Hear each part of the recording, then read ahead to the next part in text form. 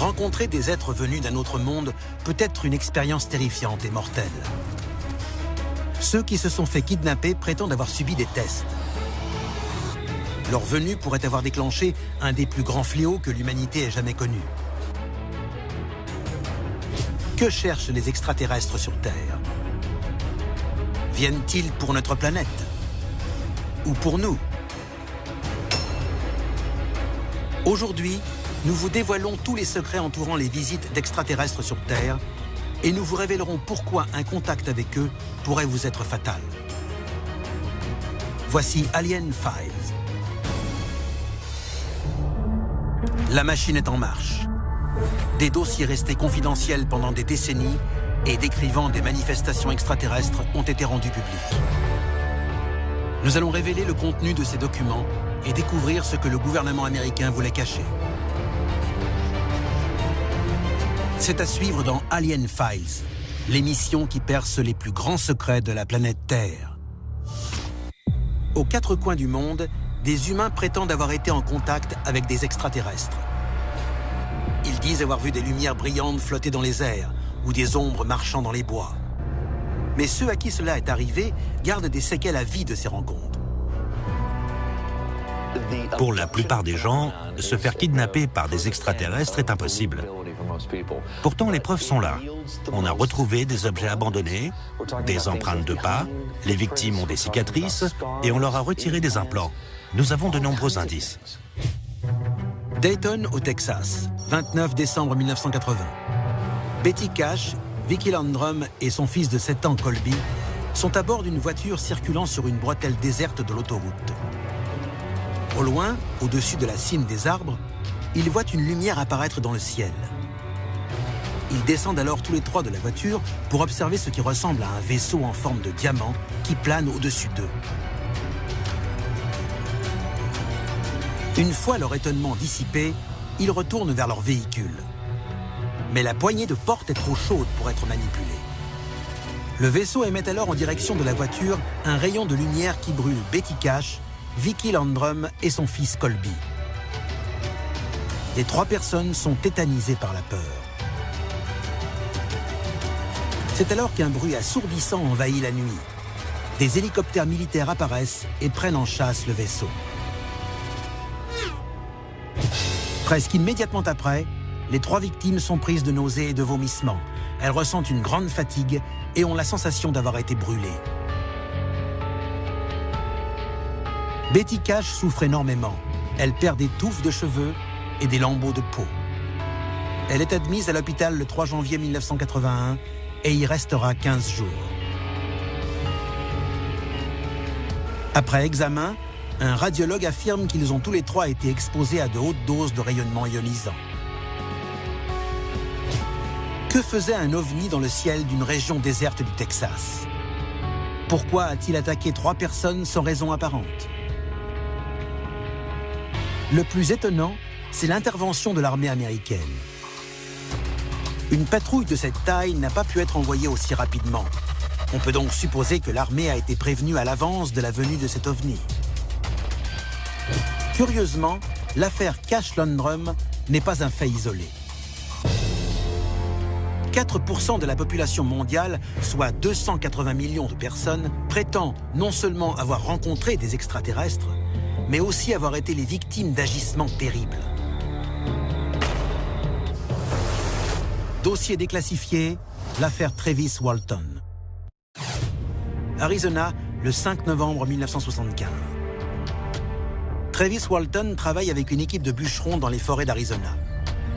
À la fin de leur journée, les hommes rentrent vers leur campement lorsqu'ils repèrent une vive lumière sur le côté de la route, derrière les arbres. L'équipe s'en approche et là, ils se retrouvent devant un grand disque d'argent de 6 mètres de diamètre, duquel se dégage une lumière blanche aveuglante. Walton et ses collègues décident de rester devant l'objet, une décision que Travis Walton regrettera jusqu'à la fin de ses jours. Je m'approchais et pourtant le disque ne bougeait pas. Je me disais que ce n'était pas très malin de ma part, mais je ne voulais pas que mes collègues me prennent pour un dégonflé, même si je les entendais me crier qu'il fallait que je revienne pour remonter dans le camion.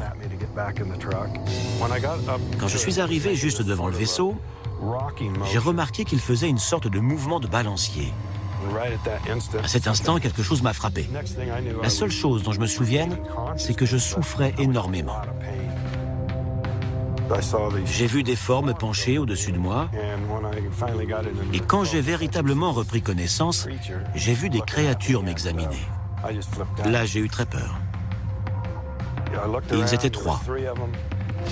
J'ai essayé de frapper celui qui se trouvait le plus près de moi, mais je n'arrivais presque pas à bouger. Mon bras était engourdi, je me sentais faible. Il m'avait vidé de ma force. Travis s'est retrouvé à quelques kilomètres du lieu de son enlèvement. Il pense que son kidnapping n'a duré que quelques heures, alors qu'en réalité, il a disparu pendant 5 jours. Peu de temps après, Travis et ses collègues passent au détecteur de mensonges. On leur demande s'ils disent la vérité à propos d'un ovni qui aurait kidnappé Travis quelques jours plus tôt. Ils répondent tous oui. Travis Walton n'a aucune séquelle physique de cette rencontre. Mais d'un point de vue psychique, il ne s'en remettra peut-être jamais. Les victimes d'enlèvement par des extraterrestres souffrent souvent de chocs émotionnels. Cette expérience traumatisante les hantera jusqu'à la fin de leur jour. Rencontrer des êtres venant d'autres planètes peut être une expérience terrifiante et fatale. Les victimes restent traumatisées à vie.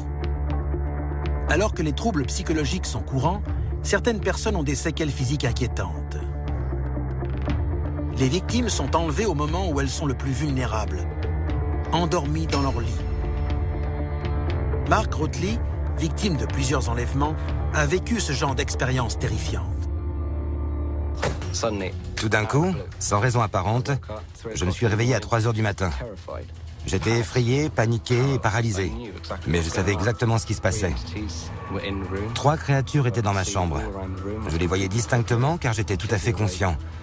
Mais j'étais paralysé par la peur. Je ne sais pas s'ils m'ont administré quelque chose pour que je ne puisse plus bouger. J'en ai aucune idée. Rotley prétend qu'une des créatures marchait dans la pièce comme un être humain normal.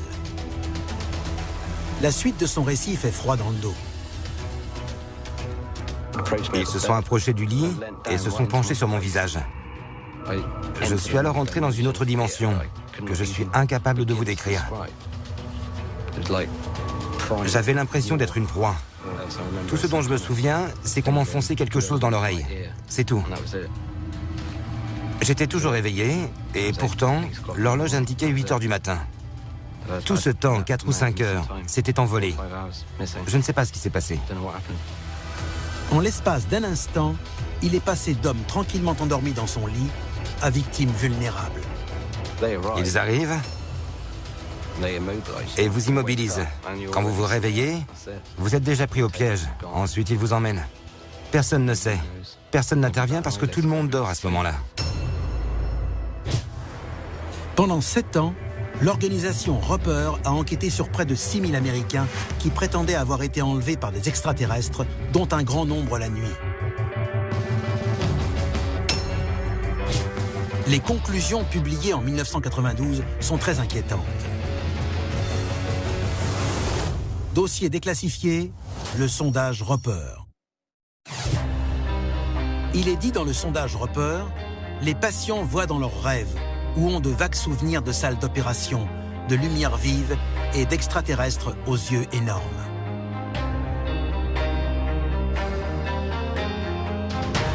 Des questions précises posées sous hypnose révèlent que ces patients ont le souvenir précis d'avoir été immobilisés par des extraterrestres stoïques qui les ont enlevés dans leur voiture ou leur maison afin de les amener dans une soucoupe volante.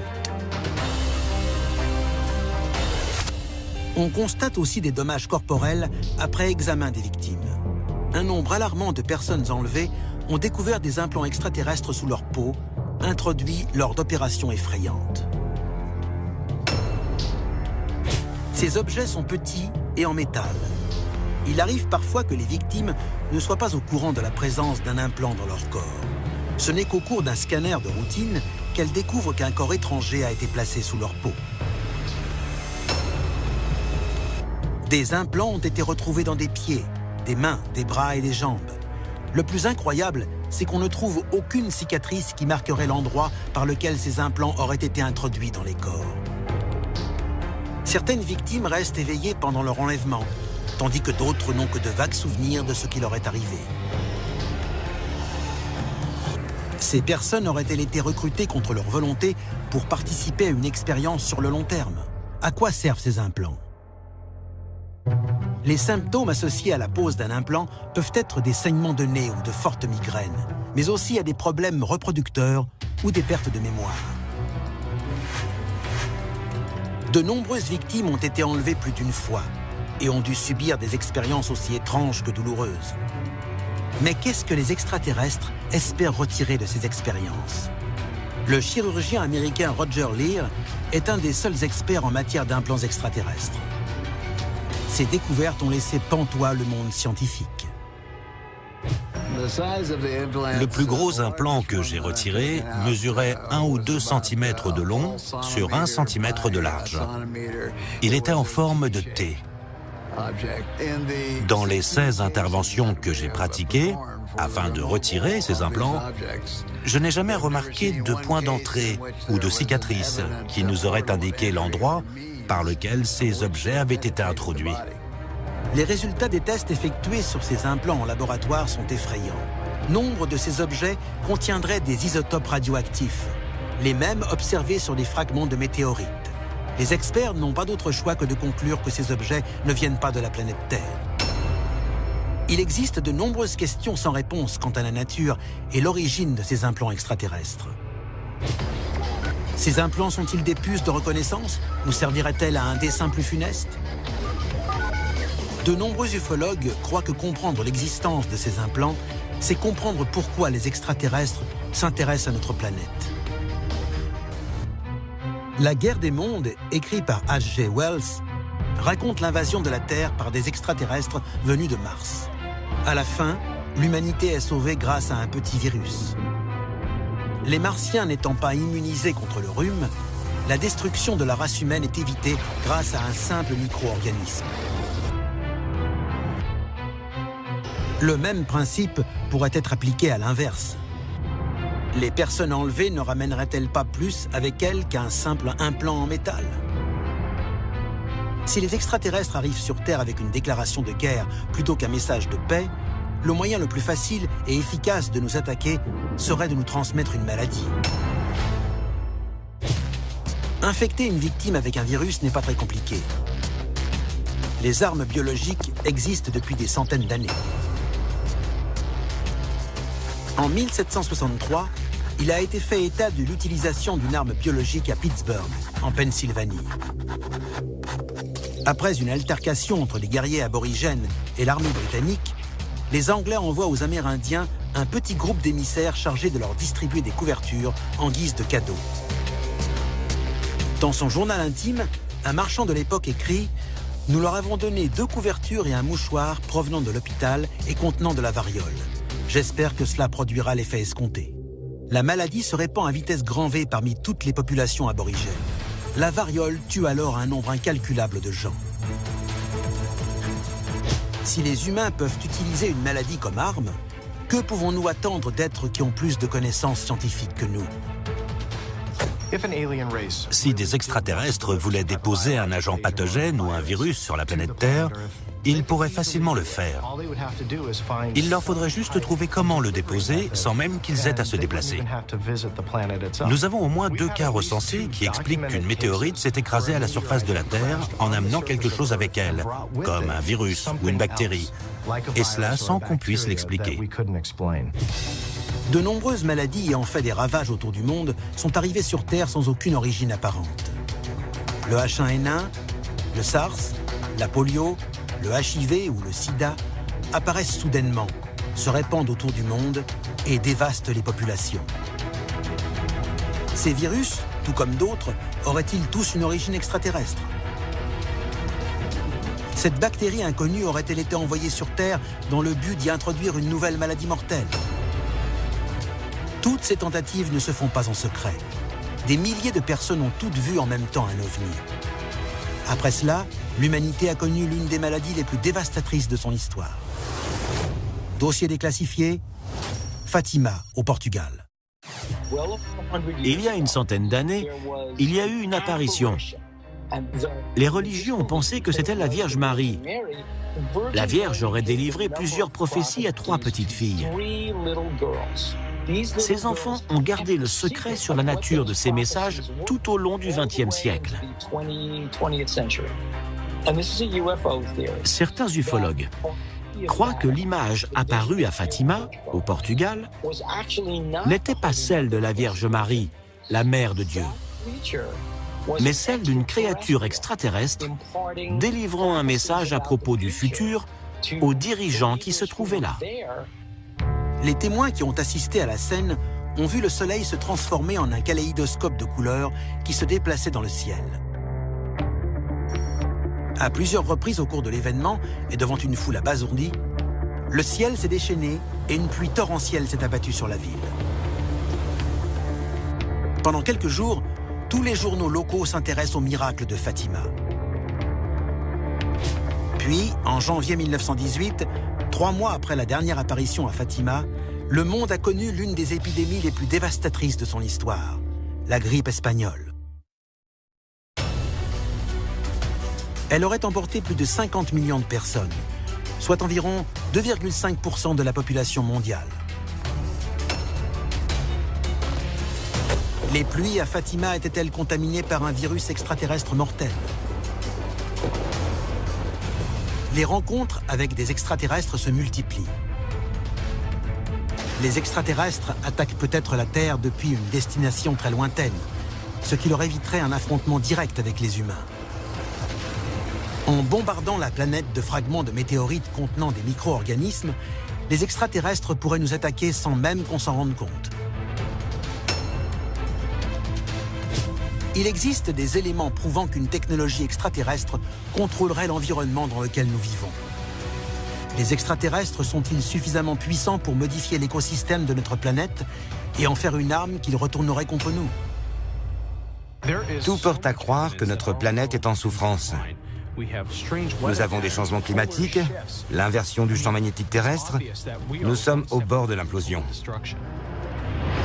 Les extraterrestres veulent-ils détruire toute forme de vie sur notre planète? Des soucoupes volantes sont vues dans des zones où des catastrophes naturelles sont sur le point de se produire. Les ufologues affirment que les extraterrestres se sont manifestés de nombreuses fois avant le tremblement de terre et le tsunami de 2011.